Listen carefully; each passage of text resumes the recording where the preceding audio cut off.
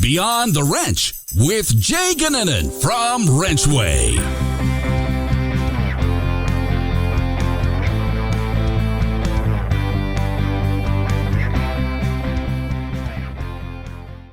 Welcome to Beyond the Wrench. My name is Jay Goninen, and I am your host.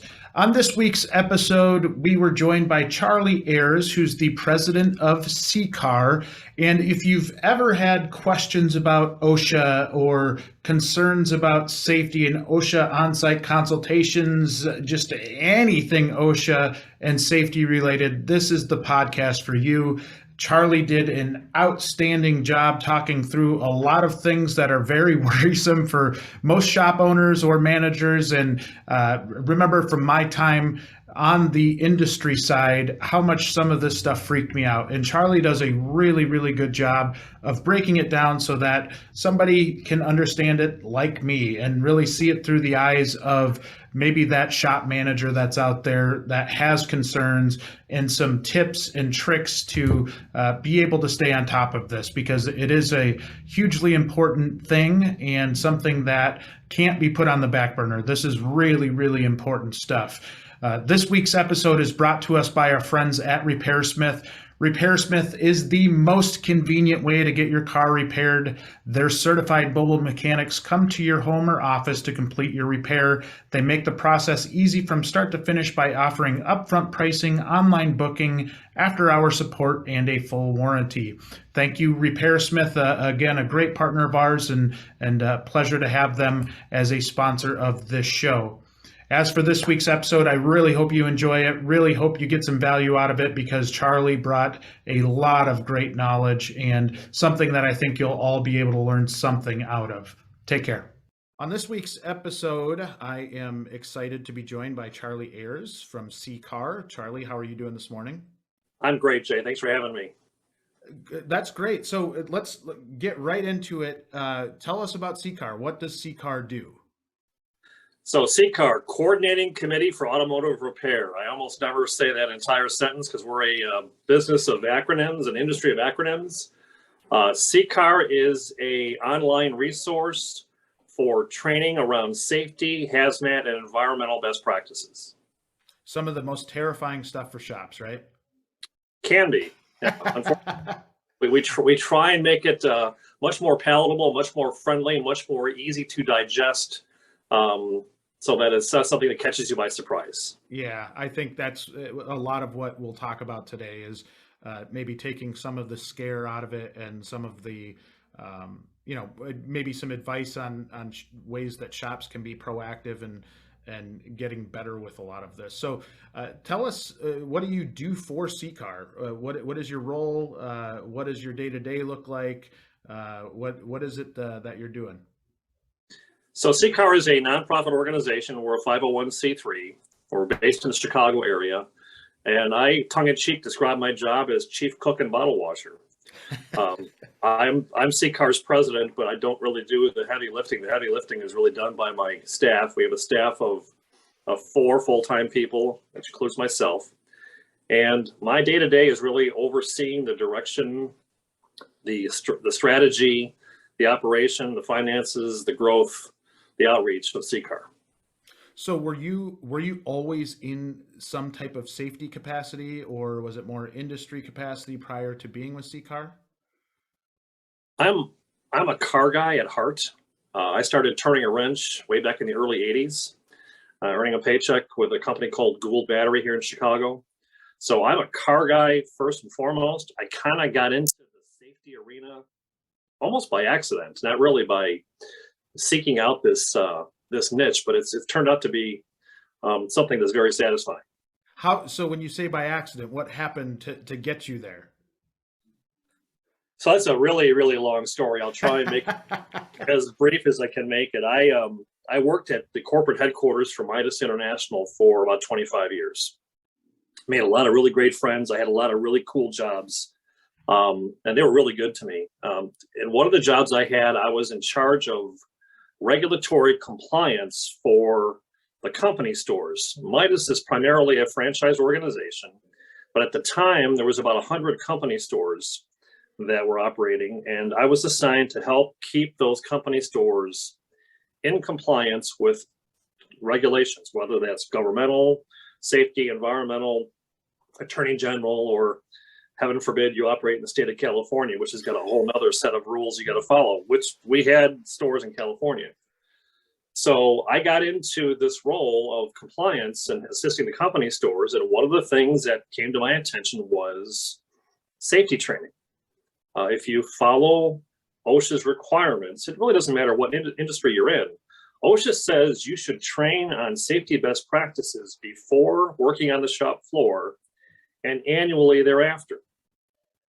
Well, we had about 100 company stores, figure an average of 5 people per store, 500 people. How do you train 500 people on safety best practices on an ongoing basis? So I started doing research. This is in the early 2000s, and I found this organization called CCAR, which was at the time an OSHA Alliance partner and was doing online training. And so I became a customer of CCAR's at Midas, using the CCAR online training to assist our company stores with learning safety best practices. Wow. And that's how you were introduced to CCAR, and that's the rest is history. Yeah, the rest is history. I started using it at the company stores, and then they made the big mistake of inviting me to join the board of directors. I worked my way up in the board to chairman. I was chairman for a couple of years, and then they said, how about you join the staff? So I left Midas under very, very good terms and came aboard here at CCAR in January of 2012. And so give me a little sense of your why. Like, why is it so important to you? I think safety is obviously important, right? And I think it takes special individuals to be able to execute and be able to follow kind of the letter of the law a little bit, right? Where, they're putting these rules out there for a reason, and it's to keep people in the workspace safe, right? Mm-hmm. Well, my outlook is that we are in the people business.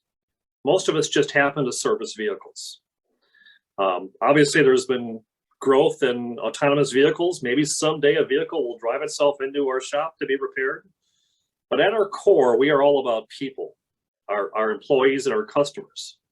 So being focused on safety is a way to instill to your team, your staff, how important they are to you. Not just their well-being, but the well-being of their teammates, so that they stay on the job, stay productive, and stay healthy, and not have anything happen at the work site that would be a detriment to their well-being. And I think and this is something we'll get into, which is kind of the fear factor of what shops face with when it comes to OSHA compliance or, anything. I think at the core, people do want their people to be safe. They want them to go home in the same condition they came into work that day in. But it is a scary thing. And I know, I think I've shared stories with you on my time in industry. That was my biggest concern. That was my biggest, that's the biggest piece that would keep me up at night, was making sure that people were in a safe environment and that nobody would get hurt. I was terrified that people would get hurt. And we work in an industry that's very physical in a lot of ways.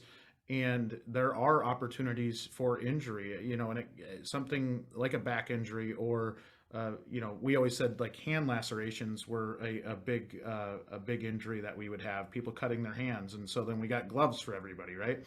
And I think that is one thing that you're almost, I feel like a lot of shops almost are falling into two different folds. Like, one, they want to make sure they're OSHA compliant. Like they want to make sure they don't get into trouble, but they almost view it separate of like, yeah, we want to keep our people safe, right? Like I think there's some level where it is almost looking at it through two different lenses in how they go about it.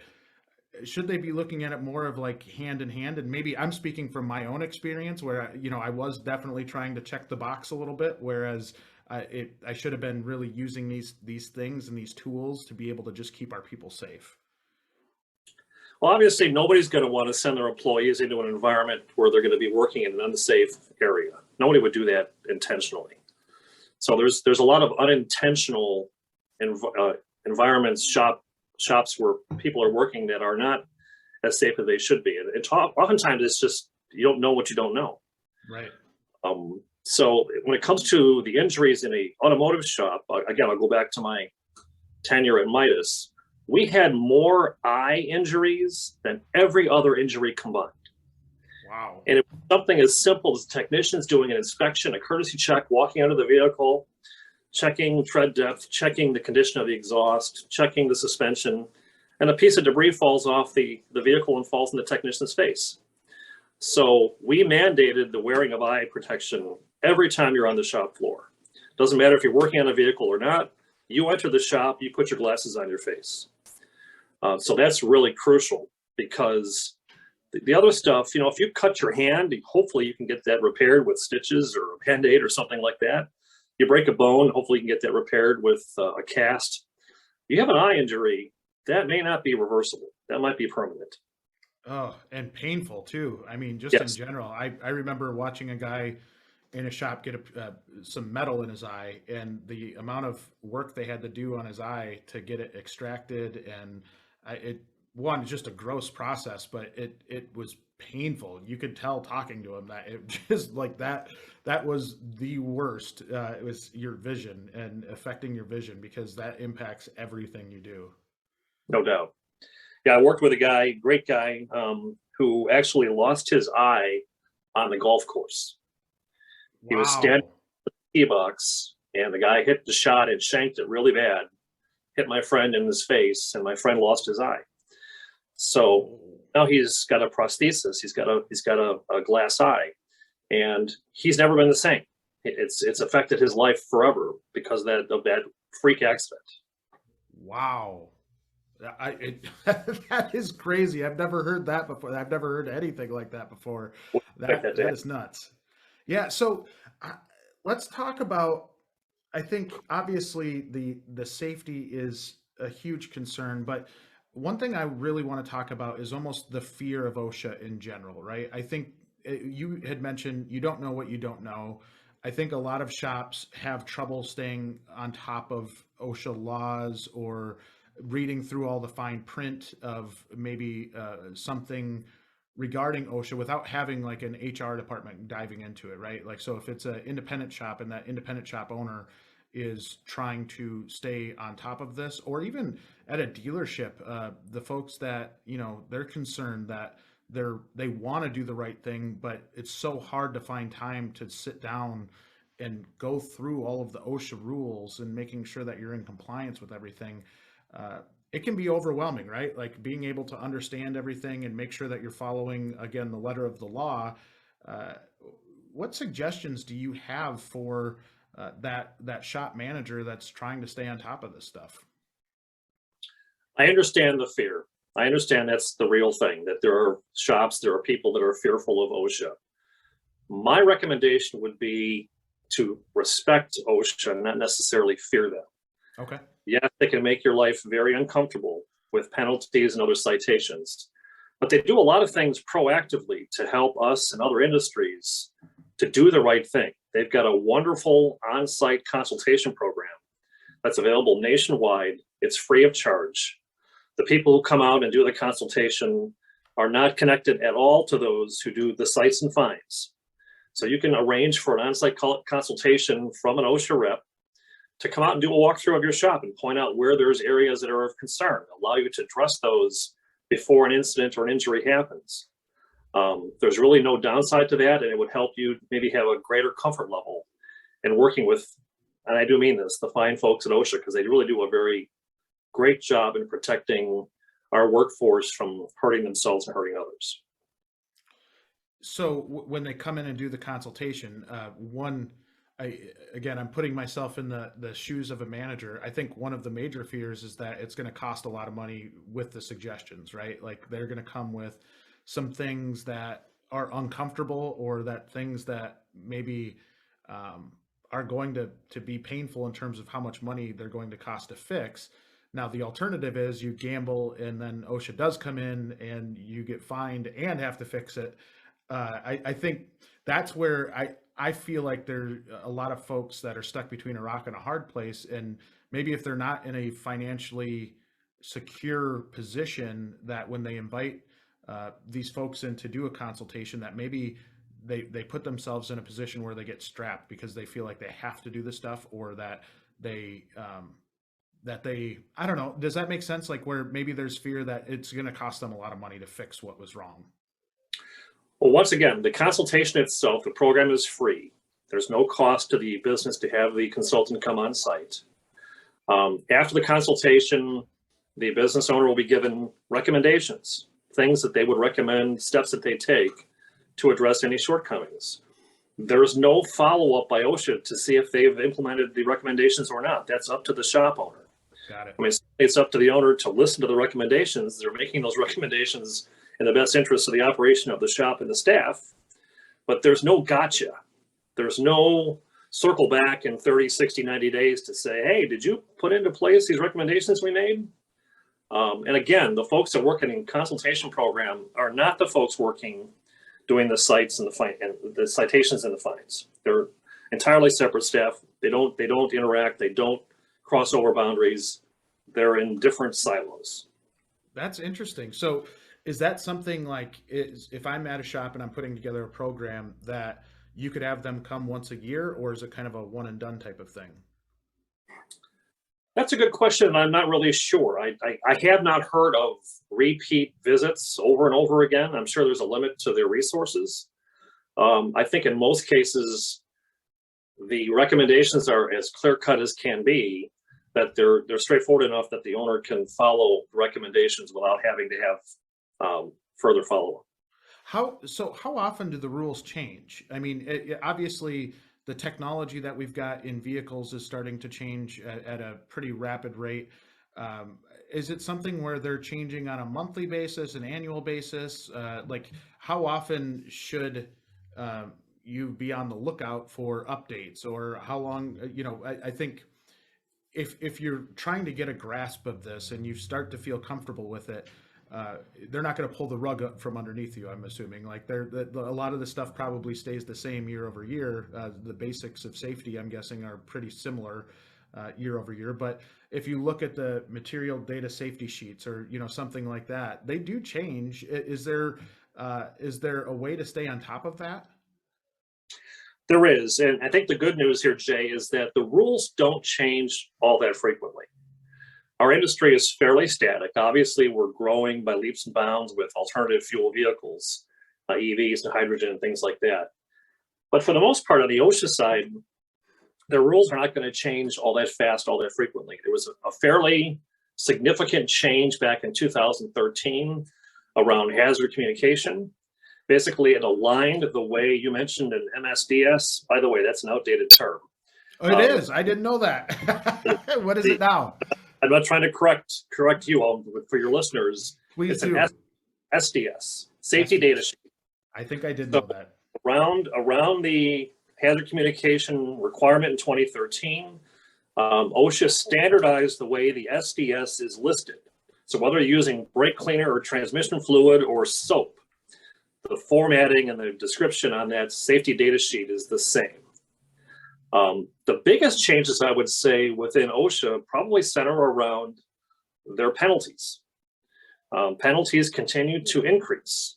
So, just about a little over a year ago, they increased their penalties for not serious to around $13,600. The penalties for repeat violations or willful is now up to over $136,000. Wow. So what I have seen is more change in penalties than in rules, but you can always go to OSHA.gov to learn more information, or certainly use our website as a resource as well. Yeah, I think you guys have a lot of really good resources. What is it that you see that shops fear most about OSHA in general? And I know that's a loaded question, but are there is it just more the fear of the unknown, or is it the fear of, I know, like when I would hear or read something in the paper about somebody that was getting fined, and it was like they were getting fined every day after they were not compliant, or, like it was like, it wasn't just the fine itself, but like the stacking of fines that was really terrifying. Do you see, is it more just the fear of the unknown than actual stuff? Certainly there's some fear of the unknown. I believe most shops would fear OSHA involvement if there was an incident involving an injury or, heaven forbid, a death. Yeah. Because now you're dealing with the loss of productivity for that employee not being on the shop floor. Oh, and here comes OSHA because that person got injured to the point where it got in their crosshairs. And so they investigate the incident. And not only are you down that person for who knows how long, but you could be looking at citations and fines. So what raises that flag to OSHA to say, hey, come check out this shop? In my experience, this is my opinion now, the number one reason why OSHA is going to visit your shop is you have a disgruntled ex-employee. You have a staff member who either has raised concerns to you and you've done nothing about them, or you have slighted them in some way and they want to get back at you. So the employee leaves your employment and contacts OSHA and says, when I was working there, they were doing A, B, C, D, and E. That is probably, again, this is my opinion, the number one reason why OSHA would be in your shop. I think that's, from what I've heard, pretty accurate. Like I've heard that from shops that have had OSHA in their shop. I've heard from employees that have turned the shop in, and in some cases I think it was warranted. In other cases, I felt like it was more just a bitter former employee. Does OSHA have the ability to say, okay, this is just somebody that's been disgruntled and they don't have a valid concern, or do they actually have to go act on it when they're notified? OSHA will investigate every complaint they receive. Wow. Now, the level of investigation may change depending on what they find, but they're not going to say, oh, John Doe is a repeat offender. This guy has contacted us 3 times in 5 years. I'm not going to go after this shop or investigate this shop. No, they investigate every single concerning complaint they receive.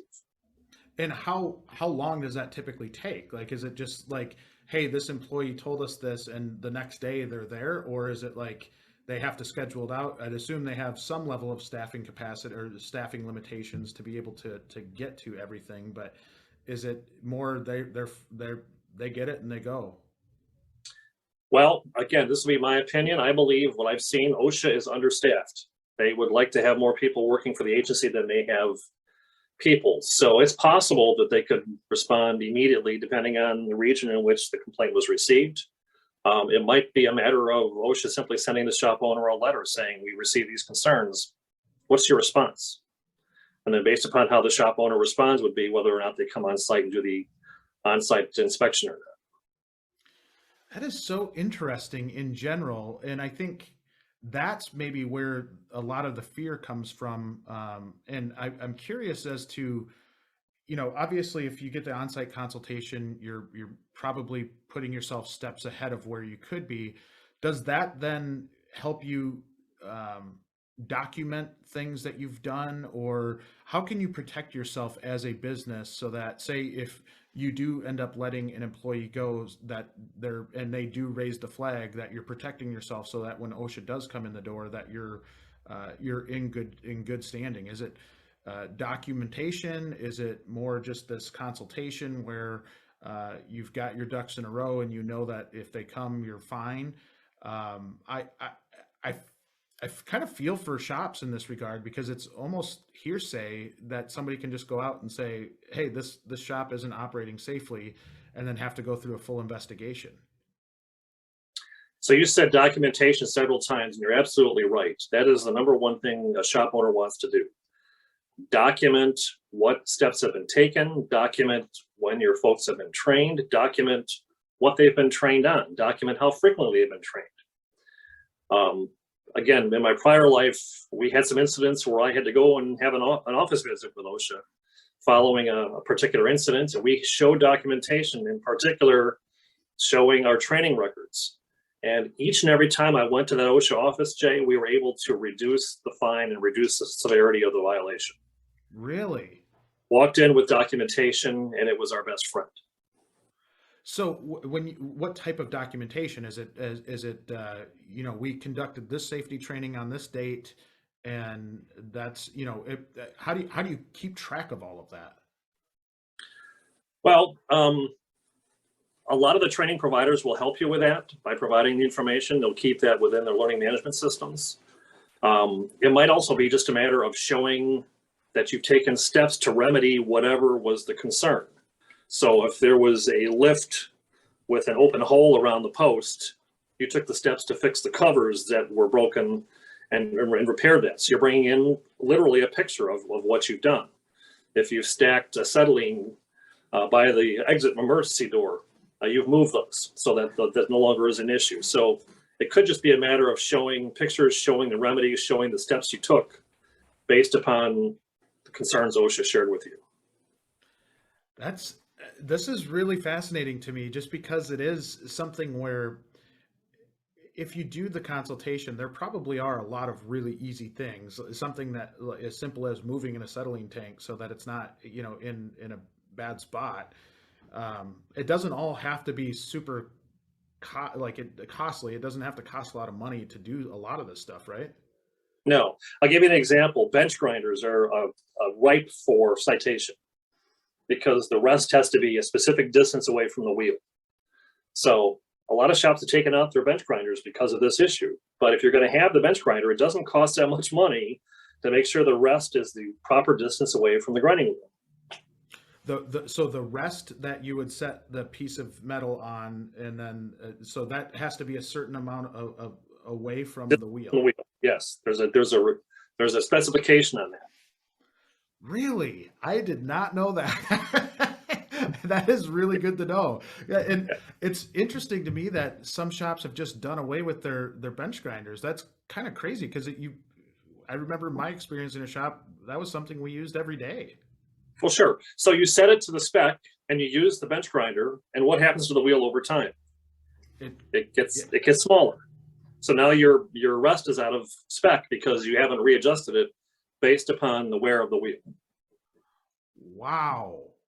I think that's the kind of stuff that scares shops, right? That's the like being able to stay on top of something like that, because if you are using it every day, there's normal wear and tear, and unless you've got somebody that's just constantly checking that, and then if it's that, what else is there in the shop that is, the small stuff like that, right? Like I say small, but that could result in a fine or something that is tough. And I think that's where shops might miss the mark a little bit. And I think I'm guilty of this, is that like maybe knowing why does that have to be that way? Like, why does that gap have to be that certain way? And maybe for me, I think I always have to kind of know the why behind it before it makes sense to me. And something like that seems really, really nitpicky. And maybe I'm wrong, but it does feel like something that is maybe overboard a little bit. Am I off base there?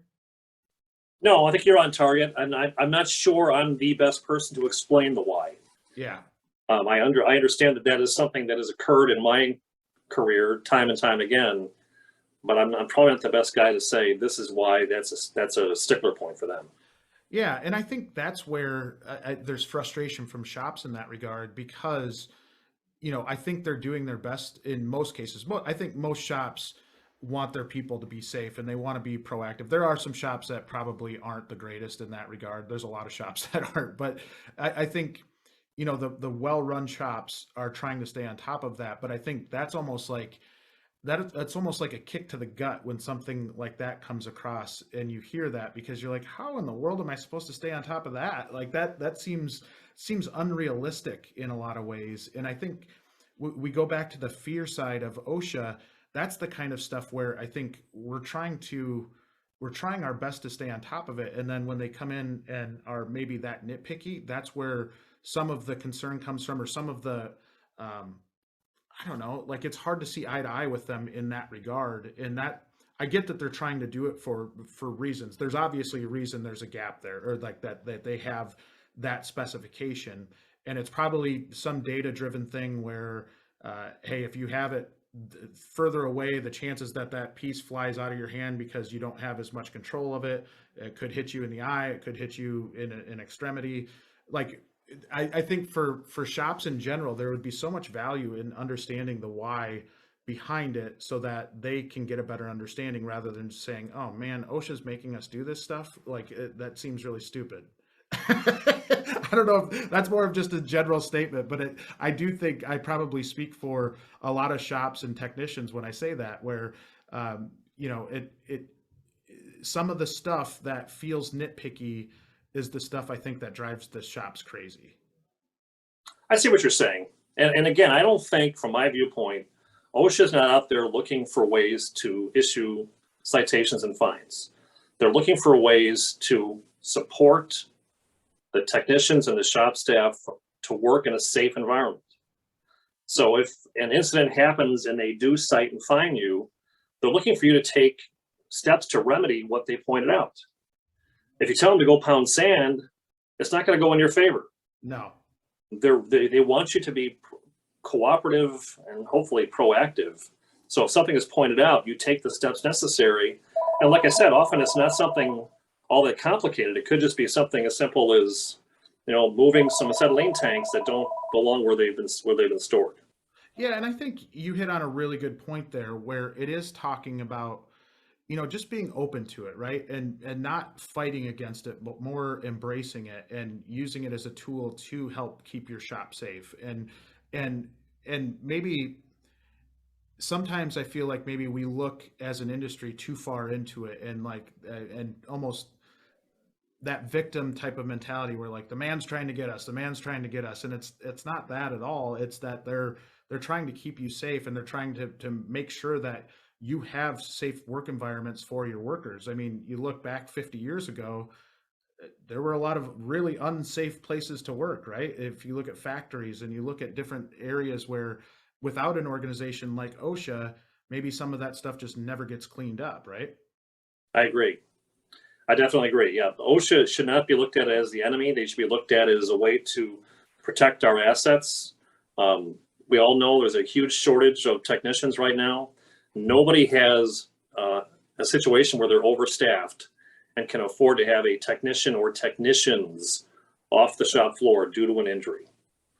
And I think it just, from a shop standpoint, if you're in compliance and you're proactive with it, I think it just makes you look so much more professional. Like I think it makes you seem like you've got it does have you have your ducks in a row, and if you're following it from the standpoint that you're doing your best to stay on top of this stuff and you're doing the right things from a technician's perspective, when I'm looking at you as a shop, it definitely comes off as more professional, right? Like I gotta feel like when they gotta have maybe a little bit more of a warm feeling when they're in that shop and they see that somebody's taking the safety of their safety personally, and they're actually doing the stuff to make sure that they go home in the same piece they came, you know, the same shape that they came into work that day.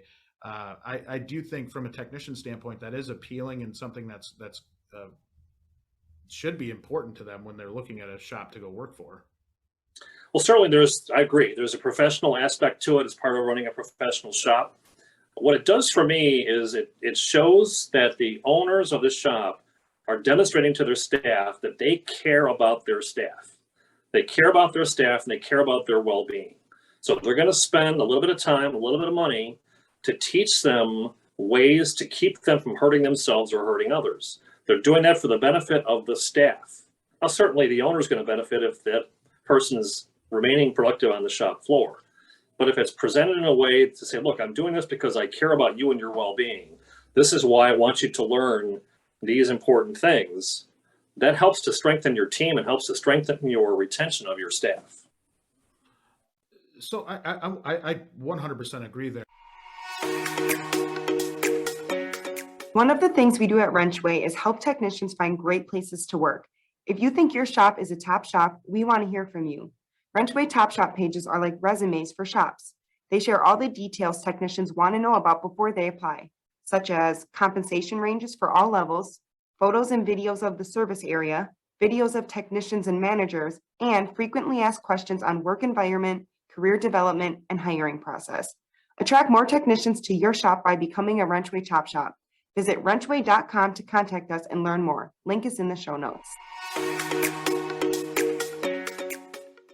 Now let's talk about CCAR specifically and how the tools that you have available, the the reason I want to ask it this way is because I want shops that are listening to this, and even technicians that are listening to this, to start to maybe change their mindset and be proactive in attacking this rather than being reactive and, oh no, OSHA's coming in, what are we going to do, everybody run for the gates. Like, let's put together a plan and figure out how we get our shop to be one of those really professional shops that is handling this correctly.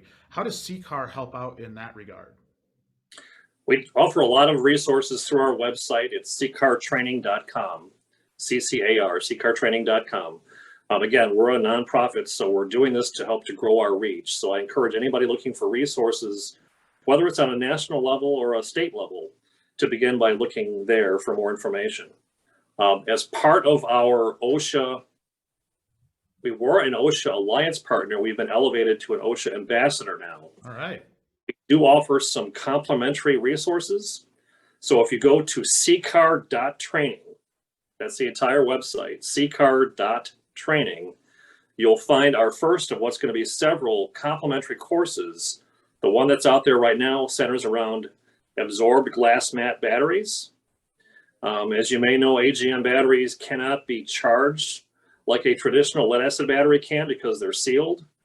And if you charge them inappropriately or too fast or with too much voltage, you can literally explode the battery. Wow. So we have this resource available as a complimentary course, available online 24/7, and there's more to come. So how does the shop sign up for CCAR, or how do you, like, how does the shop get involved with CCAR in general? Either by going to the website, ccartraining.com, or by giving us a call at our toll-free number, 888-476-5465. We're based in the Chicago area. We're open Monday through Friday from about 7 in the morning until 4:30 at night. We're here as a resource to help the shops with questions. And if we don't know something, we'll tell you that, and we'll research it further to get you the answer you're looking for. And is there like a membership cost affiliated with it? So our online training is fee-based. The online training is offered on a per rooftop basis. And once you sign up for the training, you can train one person or 100 people at your location. It doesn't matter. It's all the same price. We're offering around 25 different learning modules right now through the online training. So you can sign up for that either by going to the website or, again, by calling our call center. So I think this is interesting because what I would look at is that conversation, like when you went into OSHA and you're talking with OSHA, I would assume that if you come in and you supply that, hey, you know what, I worked with CCAR, we did training with our shop through CCAR, that's got to help when you go into those conversations, doesn't it? In terms of documentation, hey, we did this training, here's this training that we did through CCAR, and being that you're affiliated with OSHA, that's got to help you if you do run into a scenario where you do have to go and talk to the folks at OSHA. Absolutely. So just so you know, OSHA does not endorse anybody's training. They don't endorse our training or anybody else's out there. But what we can say is we are the OSHA ambassador for the automotive industry. We are the only OSHA ambassador for the automotive industry. And so if you use our training to teach your staff best practices, and an incident does occur, we will help you with training records to go back to your local OSHA office and say, look, I partnered with the OSHA ambassador for the automotive industry to train my staff to learn safety best practices. In my prior life, when I was on the customer side buying the CCAR training, that helped immensely in resolving the OSHA complaints and citations. They weren't that frequent, let me just tell you that. Right. But the ones that we did have, it helped to lessen the severity of those citations and violations. Well, just like insurance, right? You're not using insurance every day, but you need it. Like you can't operate without insurance. So I think it's a lot of the same regard here, where if you sit back and wait for something bad to happen, I think that's when the bad stuff does happen. But if you attack this and you actually go after it, and you are, requiring that your staff take safety training, do you have any suggestions on how often people should be doing safety training? Or is it, I know a lot of shops that I've been involved with, a lot of we would talk about safety throughout the year, and then you'd have like one big conversation with the insurance agent that would come in, and and talk about, your year in review, where the injuries happened.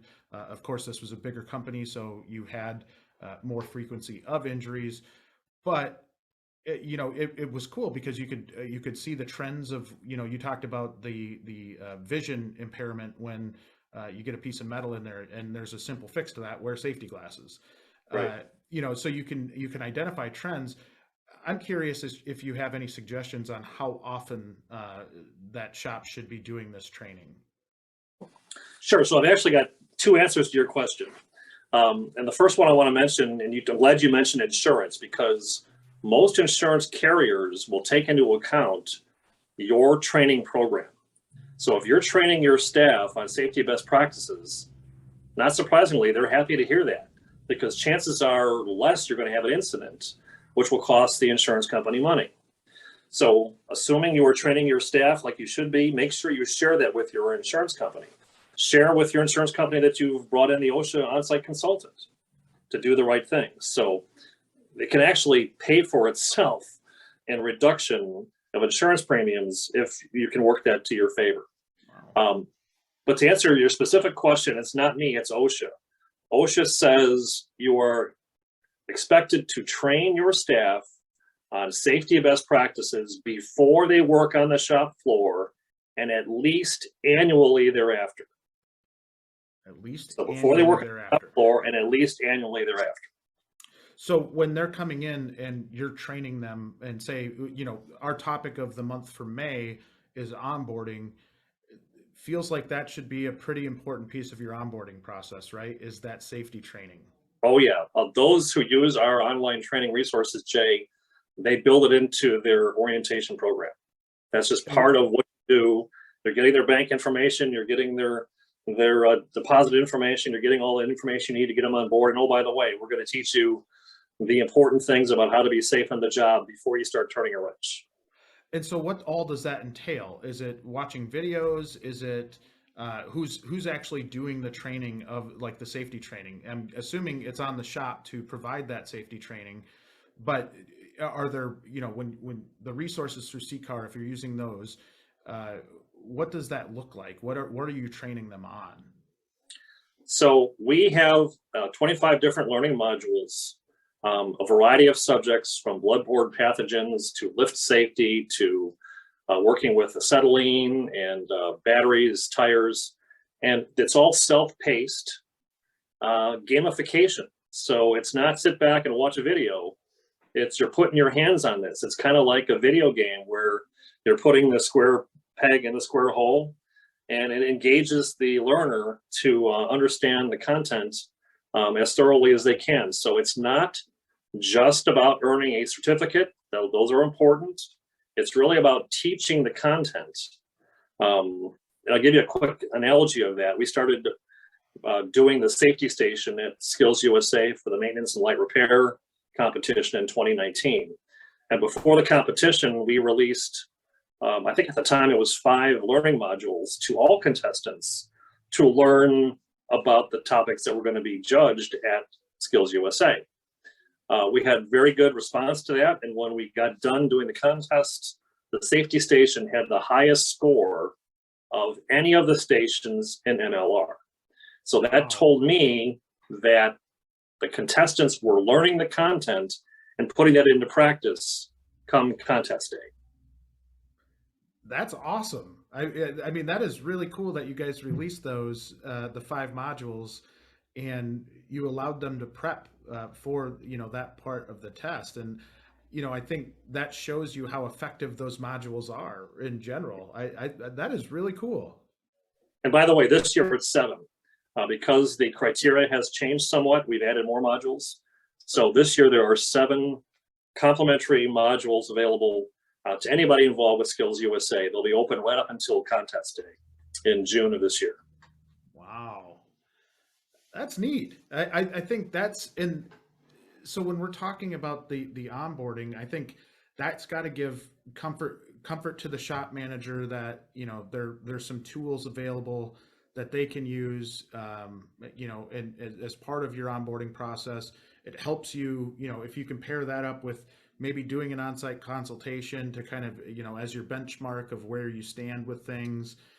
I think there's a lot of tools that aren't as scary as everybody thinks they are to really utilize and put yourself in a better position so that should you run into an unfortunate situation that you're prepared and you don't have that weird gut feeling that you're not prepared, right? And something like that, I mean, you want to get out in front of that.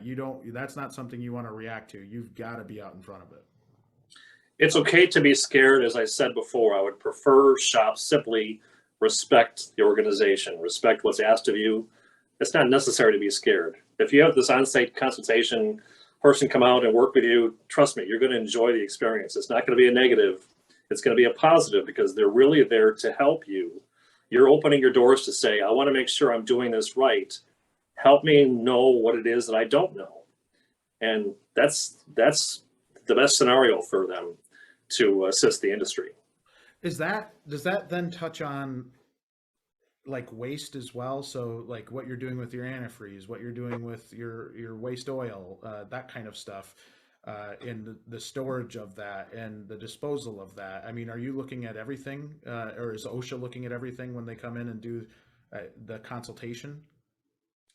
It's a fairly narrow scope. So what you're really talking about now, Jay, are environmental issues. Yeah. And so the short answer is no. They're not going to give you advice on how to store your waste oil or how many used tires you can have outside the shop unless it impacts the safety of the staff. Okay. Is that still stuff is that OSHA also though? Like, is that something where you could say if you do have too many tires, that will be something OSHA can get you for? More than likely not. Now you're talking about EPA. Okay. All right. So that shifts over. That's a completely different conversation. Yes. All right. That's good. I just wanted to clarify. I didn't know where OSHA's role was with that, if they had any interest in that side of it or not.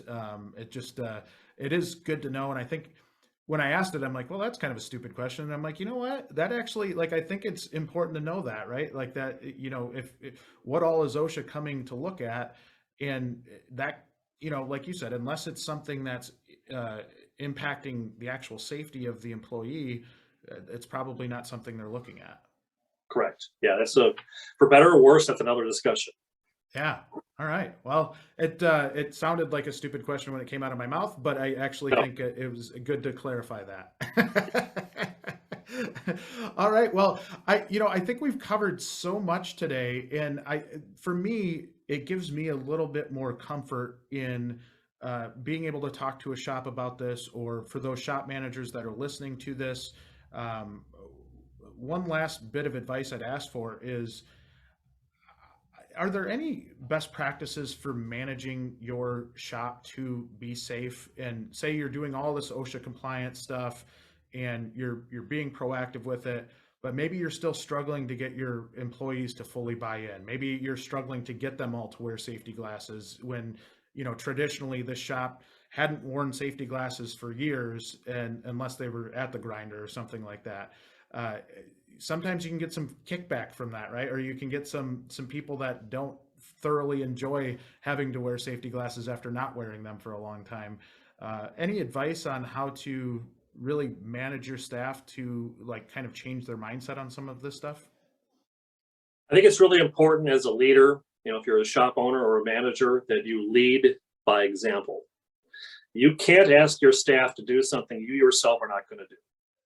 So first and foremost, whenever you, Mr. or Mrs. shop owner, are on the shop floor, put the glasses on your face. Same for Mr. or Mrs. shop manager, because that is a very powerful message. That happened to me time and time again, where I would pay a visit to a shop unannounced, and I like wearing my safety glasses on a lanyard around my neck. And I'd walk up to the shop and I would put the glasses on my face, and you see the look on the technician's face. It's like, uh-oh, I better find my safety glasses. He's got his. And with safety glasses, it sounds weird, but two things I have found: they have to be comfortable and they've got to be relatively stylish. The old welder glasses we used to wear back when I was in 8th grade, almost like a swimming goggles. Nobody wants to wear those anymore. No. So thankfully, there've been a lot of progress in the style. I'm of a certain age now where I have to wear bifocals, and so I have safety glasses with readers built into them because that works for me. So it's got to be stylish, it's got to be comfortable, and as the leader of the shop, you've got to lead by example and wear yours every single time. How do you, is there any, and this is very safety glass specific, but any recommendations on glasses that won't fog up? I know when I had troubles with the winter months here in Wisconsin, right? You would walk in from outside, and if you did wear, them around your neck or on your head or whatever, you'd come into the shop, throw your safety glasses on, and they would fog up for a little bit. Or I think even some level of maybe during COVID having to wear a mask, and then in a lot of shops I don't think were, for the most part, but if they did, it's, as somebody that also wears just normal glasses, I can tell you the fogging of safety glasses is really annoying. You're right. We did some work with a local high school about a year or two ago. It was the middle of the pandemic. Everybody was wearing masks 24/7 like they should. And so because of that, they were having trouble with the students wearing safety glasses. So I went online and I found some that were supposedly anti-fog. And frankly, it was mixed reviews. They were better than the non-anti-fog, but they weren't 100% effective. So if anybody's out there listening and wanting to invent something, if you can invent anti-fog safety glasses, I think there's a market for them. Yeah, definitely. Mask or no, you're right.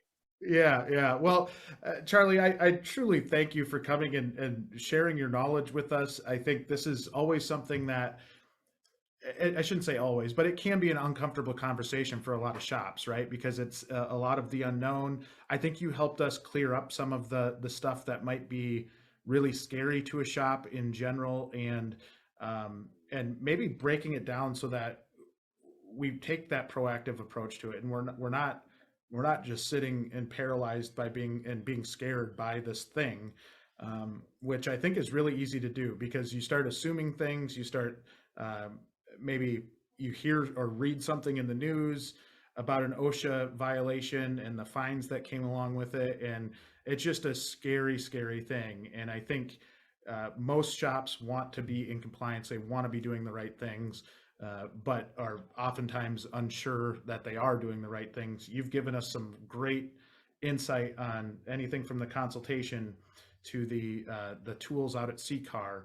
I really thank you for this conversation, because this was helpful for me and just understanding it a little bit better, and maybe making for my own insecurities feel a little bit better about this whole thing in general. Well, thanks for the opportunity to talk. And I understand, again, the fear of OSHA and what can happen with a citation or a fine. But as a shop owner, I'd be more fearful of having that shop employee off the floor at the ER getting stitches, because now that person's not able to do their job for me. Yeah, That's real. That's scary. That's right now. Even if OSHA doesn't get involved, and hopefully they don't, the fact that that person is not on the shop floor is costing me money. and somebody's hurt, right? Like, that's, at the end of the day, we're all people, and if you see somebody Yes. that's in pain, that's not a fun thing to go through. It's not fun No. to see somebody get hurt, and we work in an environment that can be dangerous, and if not taken seriously, it can put you in some bad spots. So I think your advice in general is amazing. I respect the heck out of you and what you do there at CCAR. I think your heart's in the right spot in terms of trying to help people do the right things and keep people safe. And I just really, again, can't thank you enough for being on the show today. And hopefully some people took some really great advice home with them to be able to implement in their shops. Appreciate that. Can I mention one other thing? Yes, please. So just a heads up, coming later this year, there will be a new ASE certification around safety with electric and hybrid electric vehicles. All right.